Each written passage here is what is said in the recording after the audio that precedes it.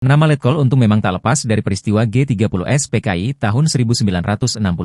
Letkol Untung merupakan komandan Cakrabirawa dan salah satu aktor G30S PKI. Letkol Untung adalah pemimpin pasukan Cakrabirawa yang sebagai otak pelaku penculikan para jenderal yang jasadnya dimasukkan ke dalam lubang buaya. Letkol Untung menjadi buronan aparat setelah terjadinya peristiwa G30S PKI dan akhirnya ditangkap oleh 2 orang anggota TNI AD di Jawa Tengah. Selain itu, pada pertengahan Oktober 1965, usai meletusnya peristiwa G30S PKI yang berakhir dengan kegagalan, Letkol Untung memilih meninggalkan Jakarta menuju Jawa Tengah. Letkol Untung menggunakan bus malam dalam perjalanannya menuju Jawa Tengah. Dia mencoba berbaur dengan para penumpang lain dengan menyamar memakai pakaian sipil. Saat bus hendak memasuki daerah Tegal, bus berhenti di sebuah pos pemeriksaan. Letkol Untung yang khawatir dirinya akan dikenali memutuskan untuk turun dari bus dan melarikan diri. Apesnya, Letkol Untung langsung dikejar dan diringkus massa di sebuah kebun tebu. Bahkan dia digebuki oleh massa yang mengejarnya dan dikira pencopet. Letkol Untung diperiksa di markas CPM Tegal. Diketahui bahwa Untung yang memimpin peristiwa G30S PKI. Setelah melalui sidang mahmilub yang cepat, pada 7 Maret 1966, Majelis Hakim Mahmilub menjatuhkan vonis mati kepada Untung. Pembacaan amar putusan Untung berlangsung selama 3,5